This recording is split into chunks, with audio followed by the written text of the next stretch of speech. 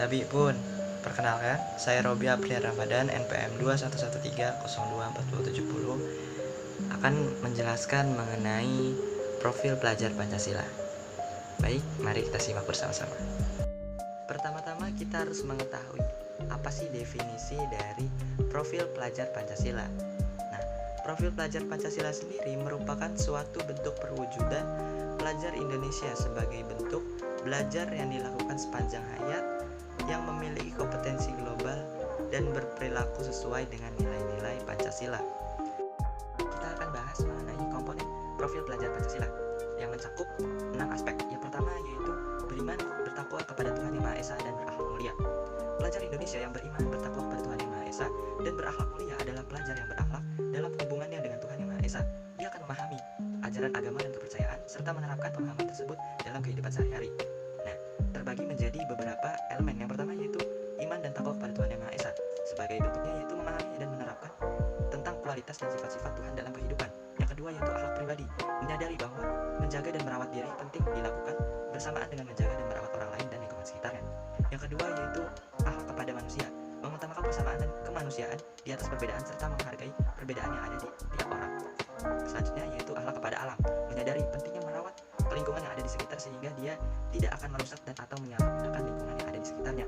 Selanjutnya yaitu akhlak bernegara, memahami serta menunaikan hak dan kewajibannya sebagai warga negara yang baik serta menyadari perannya sebagai warga negara Indonesia. Selanjutnya yang kedua, aspek yang kedua yaitu berkebinekaan global. Nah, pelajar Indonesia mempertahankan budaya luhur, lokalitas, dan identitas dan tetap berpikiran terbuka dalam berinteraksi dengan budaya lain sehingga menumbuhkan rasa saling menghargai dan kemungkinan terbentuknya budaya baru yang positif dan tidak bertentangan dengan budaya luhur bangsa Indonesia. Elemen dari kebinekaan global yaitu yang pertama, mengenal dan menghargai budaya, mengenali berbagai macam kelompok berdasarkan perilaku, cara komunikasi dan budayanya. Yang kedua yaitu komunikasi dan interaksi antar budaya. Sebagai pelajar Indonesia diharapkan mampu berkomunikasi dengan budaya yang berbeda dengan dirinya sendiri secara setara dengan memperhatikan dan memahami sebuah keunikan masing-masing tanpa menggunakan kata-kata yang menimbulkan kesalahpahaman. Selanjutnya, refleksi dan tanggung jawab terhadap kebinekaan. Secara reflektif, memahami kesadaran dan pengalaman kebinekaan agar terhindar dari prasangka dan stereotip budaya yang berbeda sehingga dapat menyelaraskan perbedaan yang ada di setiap budaya-budaya tersebut. Selanjutnya yaitu aspek yang ketiga, gotong royong. Nah, sebagai pelajar Indonesia diharapkan mampu memiliki kemampuan gotong royong, yaitu kemampuan untuk melakukan kegiatan secara bersama-sama dengan sukarela. Kegiatan yang dikerjakan agar dapat berjalan lancar, mudah dan ringan. Nah, elemen dari gotong royong sendiri yaitu terbagi menjadi tiga.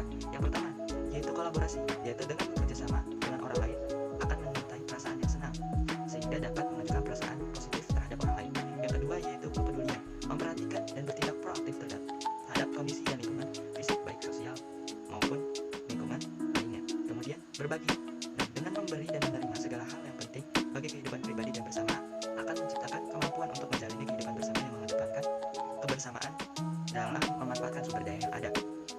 Kemudian aspek yang ketiga adalah mandiri. Nah, sebagai pelajar Indonesia diharapkan mampu memiliki sikap mandiri, yaitu pelajar yang bertanggung jawab atas proses dan hasil belajar. Terbagi menjadi dua elemen. Yang pertama, kesadaran akan diri dan situasi yang dihadapi, yaitu dengan melakukan refleksi terhadap kondisi dirinya dan situasi yang akan dimulai dengan memahami emosi dirinya terlebih dahulu dan keterbatasan dirinya. Kemudian yang kedua adalah regulasi diri, mampu mengatur pikiran, perasaan, dan perilaku dirinya untuk mencapai tujuan belajarnya. Selanjutnya, aspek yang keempat adalah bernalar kritis. Nah, sebagai pelajar Indonesia yang memiliki nalar yang kritis serta mampu berpikir secara objektif, akan mampu memproses informasi baik kualitatif atau kuantitatif, membangun keterkaitan antar berbagai informasi, menganalisis informasi, dan mengevaluasi serta menyimpulkan hasil dari belajar tersebut. Terbagi menjadi 4 elemen. Yang pertama yaitu memperoleh dan memproses informasi dan gagasan. Yang kedua, menganalisis dan mengevaluasi penalaran. Yang ketiga, merefleksikan pemikiran dan proses berpikir. Yang keempat yaitu mengambil keputusan. Selanjutnya yaitu aspek kreatif. Nah, pada aspek kreatif, pelajar Indonesia diharapkan memiliki sikap yang kreatif agar mampu memodifikasi dan menghasilkan sesuatu yang orisinal, bermakna, bermanfaat, dan berdampak bagi lingkungan sekitar. Nah, terbagi menjadi dua elemen. Yang pertama yaitu menghasilkan anak gagasan yang orisinal, yaitu menghasilkan gagasan yang terbentuk dari hal yang paling sederhana, seperti ekspresi pikiran atau bentuk perasaan dengan gagasan yang kompleks, kemudian mengaplikasikan ide tersebut guna menghadapi persoalan dari permasalahan yang muncul saat ini. Kemudian menghasilkan karya dan tindakan yang orisinal. Dengan menghasilkan karya yang didorong oleh minat dan kesukaannya pada suatu hal tertentu, akan menghasilkan emosi yang ia rasakan dengan mempertimbangkan dampaknya terhadap lingkungan sekitar. Selanjutnya kita akan bahas mengenai urgensi profil pelajar Pancasila. Nah, terbagi menjadi 3, yaitu yang pertama sebagai bintang pelajaran, dan yang kedua sebagai rujukan dari perancangan kurikulum, dan yang ketiga sebagai rumusan karakter dan kompetensi abad 21. Nah, kita akan bahas dari yang pertama, yaitu sebagai bintang pelajaran. Urgensi yang pertama yaitu dengan menjadikan penuntun kebijakan pendidikan di tingkat nasional, daerah, dan di sekolah. Yaitu yang kedua dengan menjadikan pegangan pendidik dalam membangun karakter serta kompetensi anak-anak di Indonesia pada ruang-ruang belajar. Kemudian yang kedua, rujukan sebagai perancangan kurikulum. Nah, pada hal ini terbagi menjadi 2, yaitu sebagai elaborasi dan tujuan pendidikan nasional, kemudian sebagai intisari dari standar kompetensi lulusan atau SKL, yang akan kemudian selanjutnya akan dijadikan rujukan untuk pengembangan kurikulum nasional, kesemua menjadi rujukan bagi para pendidik untuk mengembangkan dan merancang pengalaman belajar yang bermakna secara efektif dan mengarah pada tercapainya tujuan pendidikan nasional. Urgensi yang ketiga yaitu sebagai rumusan karakter dan kompetensi abad 21. Profil pelajar Pancasila sendiri dirancang berdasarkan satu pertanyaan besar, yaitu bagaimana pelajar dengan profil atau karakter dan kompetensi seperti apa yang akan dihasilkan sistem pendidikan Indonesia. Nah, oleh karena itu perlu untuk mempertimbangkan bagaimana berjalannya kompetensi yang sedang ada di abad 21, serta memahami bagaimana peserta didik berkembang sesuai dengan zamannya yang berbeda dari yang sebelumnya, sehingga dapat melakukan perkembangan secara terus-menerus. Baik, selanjutnya kita akan bahas mengenai penerapan profil pelajar Pancasila yang terbagi menjadi 4 aspek. Yang pertama yaitu kegiatan intrakurikuler. Nah, pada kegiatan intrakurikuler termasuk kegiatan reguler dengan pembelajaran secara langsung di kelas. Kemudian kegiatan koor kurikuler yaitu merupakan kegiatan pembelajaran yang dimana melakukan berbasis proyek seperti melakukan praktikum atau sebagainya. Kemudian yang ketiga, kegiatan ekstrakurikuler merupakan kegiatan pengembangan minat, bakat, dan minat seperti eskul paduan suara atau eskul basket dan lain-lain.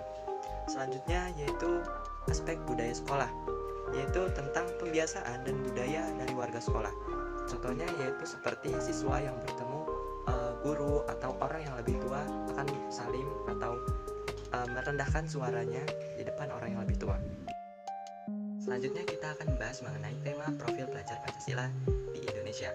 Nah, beberapa contohnya yaitu antara lain gaya hidup berkelanjutan, kearifan lokal, kebinekaan tunggal ika, bangunlah jiwa dan raganya, suara demokrasi, berrekayasa, dan berteknologi untuk membangun NKRI. Nah, yang pertama yaitu gaya hidup berkelanjutan. Diharapkan siswa dengan tingkat pendidikan dari SD, SMA, atau SMK memahami dampak dari aktivitas manusia, baik jangka pendek maupun jangka panjang terhadap keberlangsungan hidup di dunia maupun lingkungan sekitarnya. Yang kedua yaitu kearifan lokal.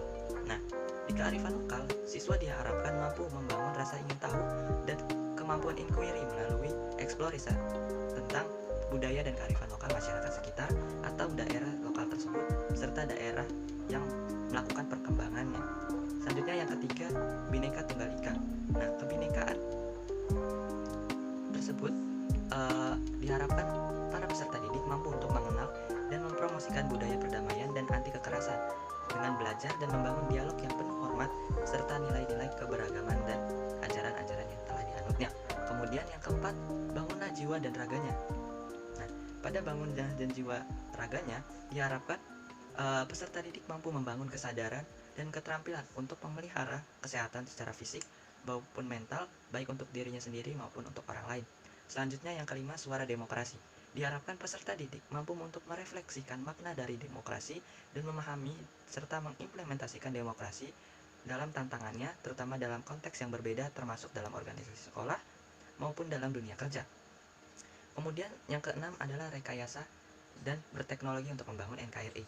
Diharapkan peserta didik mampu untuk melakukan kolaborasi dalam melatih daya pikir secara kritis, kreatif, inovatif, sekaligus kemampuan berempati untuk berrekayasa, membangun produk yang berteknologi yang memudahkan kegiatan dirinya dan orang lain yang ada di sekitarnya.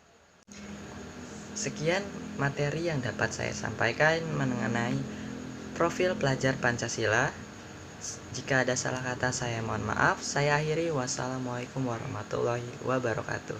Sampai jumpa.